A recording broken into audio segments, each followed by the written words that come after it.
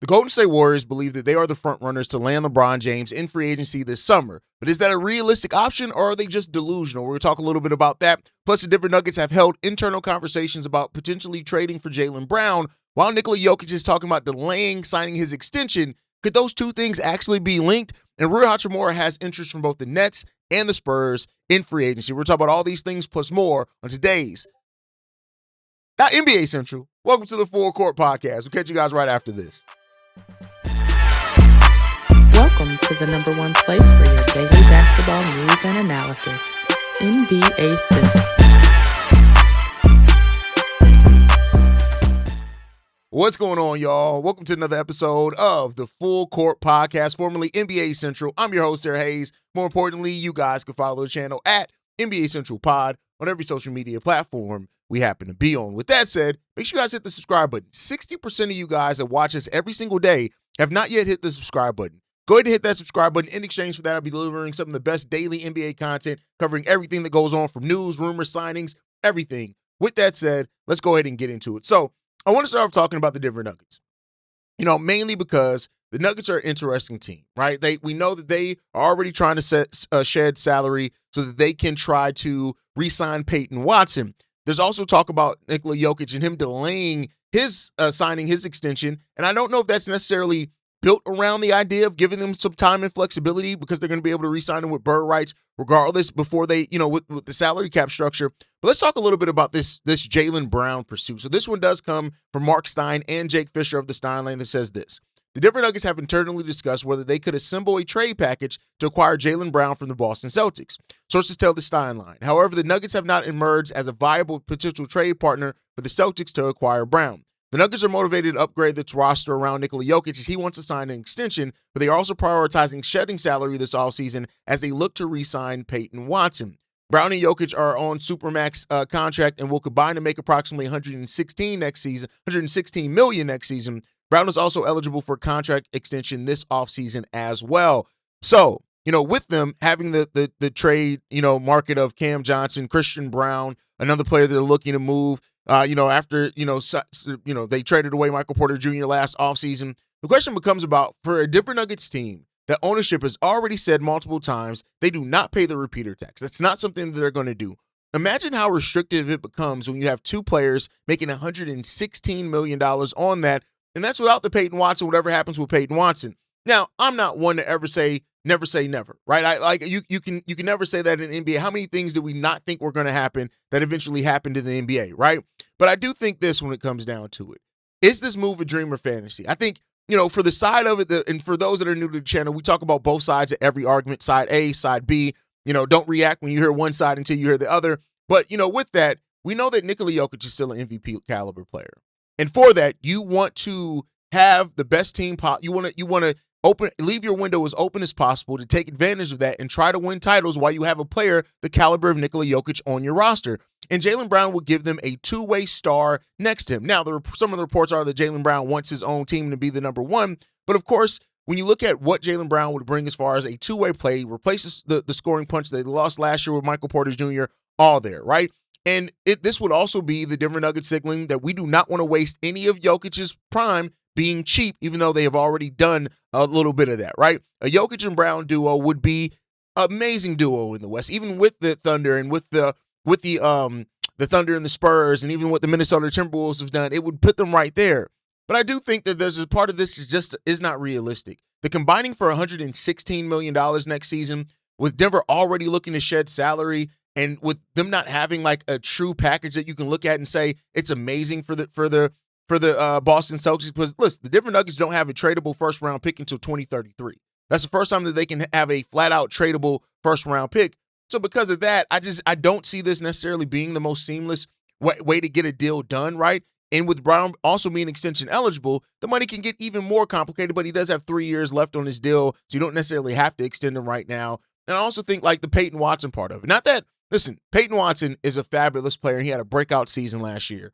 But if you have a chance to go out and get Jaylen Brown, I think you have to do that. This is an exciting idea, but the math does make this feel like it's a reason why this is an internal discussion rather than looking like a real path, at least right now. Now, wanted to say if it goes into the season or something like that, Jaylen Brown's not moved, maybe then. But I just don't, it doesn't feel like where the Nuggets are with their salary cap, with their roster, with their assets, it makes sense for some of the packages that other teams are going to be able to put out there for Jaylen Brown if he's made available, right?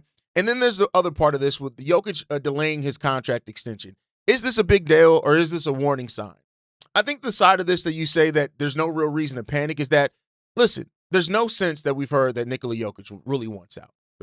Maybe he's been a bit frustrated at times, but the signs that he really wants out, I don't think that's there. I personally don't think that those are there. I think both sides have indicated that they want him in Denver for life, right? And I do think that waiting is simply can maximize his next contract extension, which is he'll get more in that, right?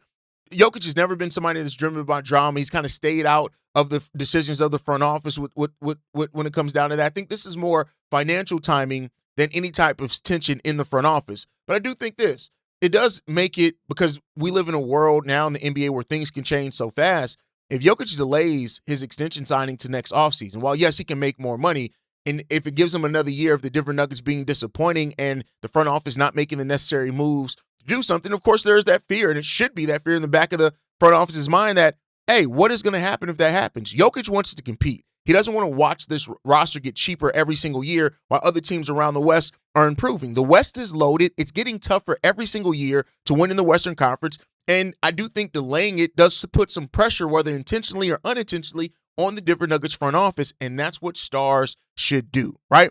Jokic probably isn't leaving Denver. That's not there. But it doesn't mean that they can act like his patience is unlimited while they continue to go through these mini resets. I won't call them rebuild every 2 or 3 years, because they don't want to pay the repeater tax. And so that's something that you got to look at there. And I guess we'll see where it leads Jokic. But overall, it's an interesting headline and it's an interesting talking point. But to all of this, I don't think that the Nuggets really become a Jaylen Brown suitor personally, but I guess we'll see. Where do things have happened in regards to that? And talking about those weirder things, the Golden State Warriors reportedly believe that they are the front runners to land LeBron James. And I wish I can have the irrational confidence of the Golden State Warriors to believe that they're front runners, not to say that they don't believe that they have a chance or they can make a pitch, but to believe that they're front runners. This comes from Brett Siegel, who says this. In terms of having access to their full mid-level exception, the Warriors firmly believe that they are front runners to land LeBron James if he left Los Angeles in free agency. Once again, Golden State is pursuing LeBron, and this will be their best chance yet, assuming James would even consider taking a massive pay cut to join them. To go from making $50 million to $15 million or $16 million for the year. But this is LeBron we're talking about. He wants to win at the end of his career. If there are any player that could afford to take this massive reduction in salary and still make up for it in his endorsements or business ventures, it's LeBron. All right, so let's talk about this. First of all, the prospect of LeBron James signing for the mid-level exception, I think that would do so much for people that hate LeBron, right? And that would say, like, if he literally takes the mid-level to join a team that has a legit chance of winning a championship, like, yeah, people are going to say he's ring chasing, of course, but I think you also have to look at it and say, what player at LeBron's level would ever take the mid-level exception while they still are playing the way that he has? Now, let's talk about this. Could this actually happen? Let's talk about the side that this could happen. We know that LeBron wants to win at the end of his career. And we know that playing with Steph has been something that him and Steph have always talked about, and reportedly they've dreamed about playing with each other. They've done it on Team USA. They gave fans a glimpse of what that can be basketball-wise, and it's there, right? And LeBron James is being the superstar that he is around the world, not even just in basketball, the money that he makes. If he takes a pay cut, like Brett Siegel said, he can make it up in endorsements alone, right? And, just in jersey sales, all that, it's going to make it up for it. And so, if the Golden State Warriors' real pitch, though, is the mid-level exception, how far does that pitch really get? Now, let's talk about the other side of this, so why this is not realistic.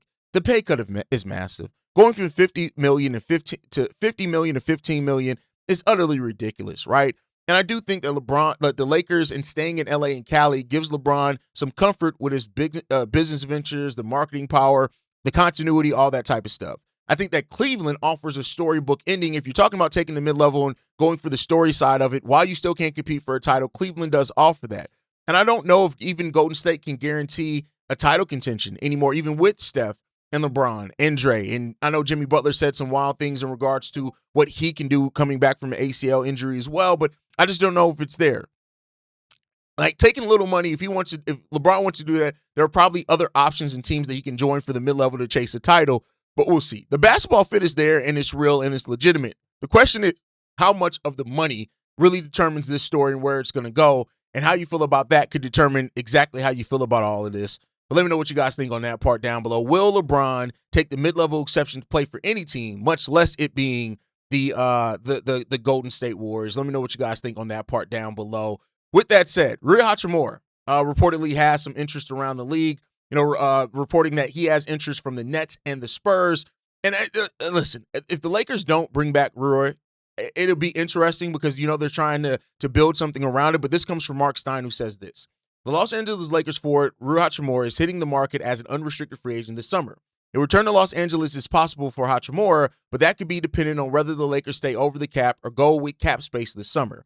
If Hachimura is headed elsewhere, two teams that are expected to have interest are the Brooklyn Nets and San Antonio Spurs. The Nets are showing interest in several veteran players, even after agreeing to acquire Julius Randle in a trade. The Spurs have the full $15 million non-taxpayer mid-level exception to spend and could use players who can play at power forward. So, all right, let's talk about this, right?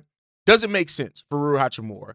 I think it makes sense for both teams. Like, Brooklyn is adding veterans, even though I don't understand what they're doing. They can use some more front court depth and scoring. San Antonio needs power forward depth and shooting around Wemby. Rui brings the size, the shooting flashes, the playoff experience as well. He brings that. And with the Spurs having the full mid-level exception as well, it makes them a real threat to sign players at the level of Rui Hachimura. And I do think he can fit without needing the ball a lot. He doesn't dominate the ball. He's a player that is an ultimate role player in what he does. But I do think this. Rui Hachimura has always had consistency problems. That's always been a thing there.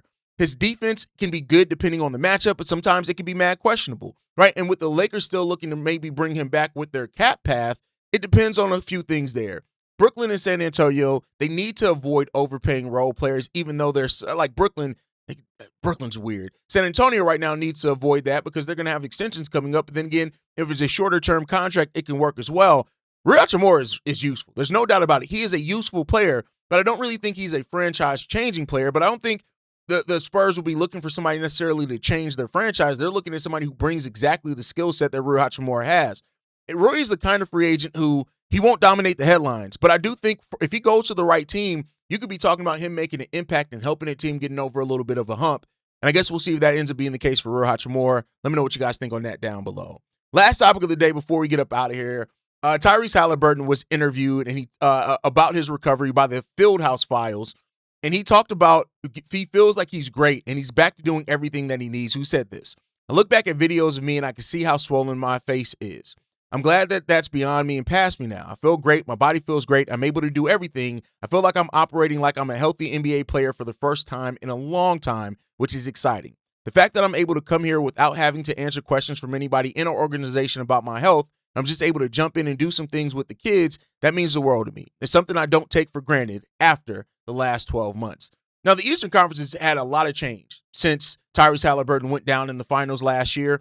And the Pacers have gone through a lot of change themselves, but they've already kind of set themselves up for when Haliburton comes back to be able to jump in and be a factor, right? Haliburton, with him feeling healthy right now, Indiana Pacer fans should be really excited. They should be really excited for training camp. They missed his playmaking, they missed the pace push, and they missed his leadership more importantly than anything. And with a healthy Tyrese Haliburton, he changes the Pacers ceiling immediately. We all know that. The East, I know people talk about the East as being wide open, and I get that. And I completely understand why that's the way the East is always talked about. And the Pacers absolutely can be a team that jumps right back in and hits the ground running in the East and reminds teams of who they be. With them having Zubac there, Nembhard, Nesmith, like those guys there. Pascal is still there. Obi Toppin's still there. You got TJ McConnell coming off the bench. Like, this team has players on it. The question then becomes about when Haliburton comes back, do they instantly become one of the favorites in the East again? Or is it going to take a little bit of time? Achilles injuries are serious, and especially for guards, they take time. Now, we just saw Jason Tatum and the way that he returned for sure as well. But I do think missing an entire season, it's going to take time to get your rhythm back, even if you are fully healthy. Feeling great in the summer is not the same thing as feeling great with NBA game speed and that going on. So I do think manage the expectations kind of well, but I said manage the expectations for Jason Tatum, and he came out dropping 30. So, we'll see what happens in regards to that. But if the Pacers do want to return back to contention, there's no doubt you need Tyrese Haliburton healthy to get that done, and we'll see. This is great news. This is a great part of the timeline, but just Pacers fans, breathe a little bit. Talent's still there, and we'll see if the wins come with that. But that's it for me for today, man. We want to thank you guys for tuning in to another episode of the Full Court Podcast. Free agency is about to open, so it's about to give crazy. The news is about to come. So make sure you guys hit that like button, subscribe to the channel as well, because the way that the news is going to be coming, the way these episodes are going to be dropping for y'all want to make sure you're subscribed to the channel so you get the up-to-date news. Thank you guys for tuning in. You can follow us at NBA Central Pod. Send us any feedback, questions, comments, concerns, NBA Central Show at gmail.com. And then lastly, if you want to leave a text message and our voicemail for the mailbag, the number to do so, 773-270-2799. We're the number one spot for everything basketball and NBA related. And I'll catch you guys the next time I feel like making a video. Probably tomorrow. Been a presentation of the Breaks Media.